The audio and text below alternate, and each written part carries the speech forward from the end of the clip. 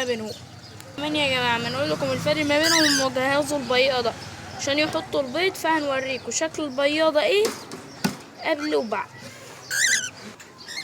ده يا جماعة منظر البياضة. انا والله اديني بشوفها معاكم اهو، انا معرفش اصلا شكلها عامل ازاي. اهو ده شكلها. طبعا يا جماعة دلوقتي هنخش نوريلكم، هنخش بقى نعرفكم الفرق ما بين ذكر الحبشي وانت. طبعا يا جماعة التربية دي مش اي حد يعني.